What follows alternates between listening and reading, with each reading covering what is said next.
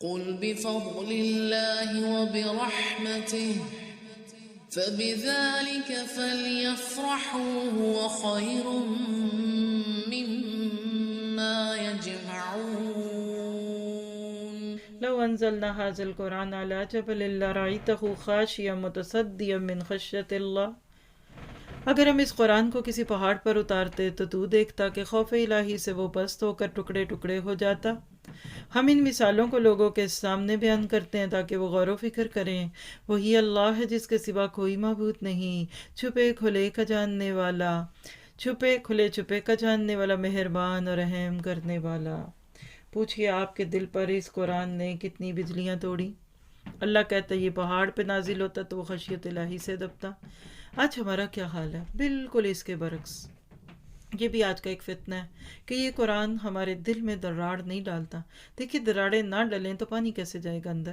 آپ نے کبھی پہاڑوں پہ سبزہ ہوگا اور بڑے بڑے درخت ہوگے دیکھے ہو؟ نہیں دیکھے تو ناروے جا کر دیکھیے، اتنے بڑے درخت کہ ان کی جڑیں بھی باہر آ چکی ہیں بوڑھے لوگوں کے ہاتھوں کی طرح۔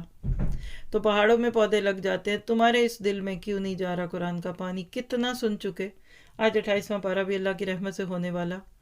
کیا ہو گیا تمہیں؟ تمہارا دل اتنا سخت ہے، اتنا بنجر ہے۔ دیکھیے سمٹ کے اوپر سارا دن بارش ہوتی رہے، ادھر بارش ختم ادھر صاف۔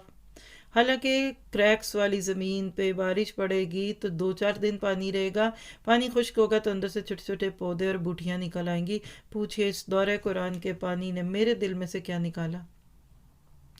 آج ہمارا حال کیا ہے؟ قرآن کو اہمیت ہی نہیں دیتے، قرآن کو پکڑ کے چھوڑے بیٹھے ہیں، قرآن کے حقوق ادا نہیں کرتے ہیں، اور اس کے لیے وقت ہی نہیں نکلتا۔ رمضان میں سن رہے تھے بہت ہے، آگے تو نہیں ہو سکتا، سوری، جاب بھی ہے کام بھی ہے۔ جو رمضان کے بعد کے لیے ابھی سے سوچے بیٹھے ہیں کہ اس کے بعد نہیں میں سن سکتا، میں نہیں، میرے پاس وقت ہے، I'm so busy، وہ بھی چھوڑ دے اور چھٹ جائے گا اس سے، یہ بھی یاد رکھیے۔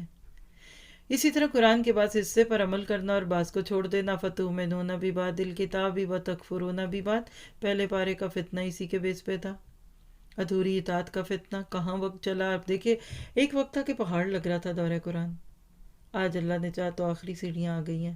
بالکل اسی طرح جو بندہ ابھی اپنی اصلاح کا کام شروع نہیں کر چکا ہوتا نا، اس کو لگتا ہے اٹس امپاسبل، چپ کرو اب گندے ہی رہو، کوئی نہیں صاف ہو سکتا، کھپ جائیں گے۔ نہیں نہیں، کچھ نہیں، یہ بہت لمبے ہیں، ہو ہفتے میں 2 دن 3 دن، پھر اتنا وقت پتہ ہی نہیں چلے گا۔ یہ دورہ قرآن نہیں پتہ چلا، سبیل الجنہ بھی نہیں پتہ چلتا۔ لوگوں کی گواہی ہمارے پاس موجود ہے، کیسے قرآن گھروں میں خیر لاتا ہے، خوشیاں لاتا ہے، اور وقت کا احساس ہوتا ہی نہیں ہے۔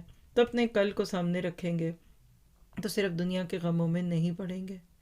اور اللہ کو کیسے بندہ بھولتا ہے؟ اب دیکھیں نا کہ اللہ تعالیٰ کے ساتھ بندے کا معاملہ ایسا ہو جاتا ہے کہ جیسے اپنے آپ کو ہی بھول گیا۔ وَلَا تَكُونُوا كَالَّذِينَ نَسُوا اللَّهَ۔ تو اللہ کو بھولنا کیسے ہوتا ہے؟ نظر انداز کرنا، لو پرائرٹی پہ رکھنا، لیز پرائرٹی۔ اللہ کے حکم پیچھے، دنیا کے حکم آگے، خسارہ ہے، بینکرپسی ہے۔ اللہ نے تو آخرت کی طرف توجہ دلائی تھی مگر انہوں نے رخ ہی نہیں کیا۔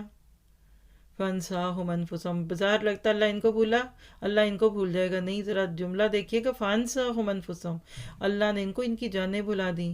کیسے؟ مقصد حیات بھول گئے، اللہ نے عبادت کے لیے پیدا کیا، عبادت بھول گئے، اپنی اور اپنی اولادوں کی اصلاح کرنا بھول گئے۔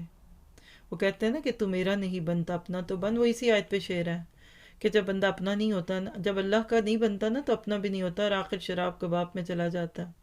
یاد رکھیے اللہ سے دور شخص ہمیشہ ڈپریس ہوگا، سٹریس میں ہوگا، خودکشی کرے گا، کیونکہ اللہ بذکر اللہ تطمئن القلوب۔ چیزوں کا مزہ اللہ کی یاد میں ہے، ہم چیزوں میں مزے ڈھونڈتے ہیں۔ آج بھی دنیا کے ترقی یافتہ اور کھاتے پیتے ملکوں میں سب سے زیادہ ڈپریشن، سب سے زیادہ سٹریس اور سب سے زیادہ سوسائڈ ہے۔ خوشیوں کا نسخہ ہے اللہ کی محبت۔ آج جنتی بن جائیے یا جہنمی بن جائیے، برابر ہے، دونوں کے لیے محنت کرنی پڑتی ہے۔ اگر آپ کو قرآن سیکھنے کے لیے محنت کرنی پڑتی ہے تو آپ کو فکشن سیکھنے اور پڑھنے اور اس دنیا کی چیزوں کے لیے محنت نہیں کرنی پڑتی۔ اب آپ کا میرا کام ہے کس میدان میں محنت کریں۔ آج تک دنیا کے میدان میں تھے نا، آپ ذرا تھوڑی سی دین کے میدان میں محنت کیجئے، پھر دیکھیے کیا خوبصورت طریقے ہوگا۔ دونوں میں محنت بھی چاہیے، وقت بھی چاہیے، پیسہ بھی چاہیے، ساتھی بھی چاہیے ہوتے ہیں۔ تو اللہ تعالیٰ آپ کو مجھے اپنی کمپنی بدلنے کی دعوت دیتے ہیں۔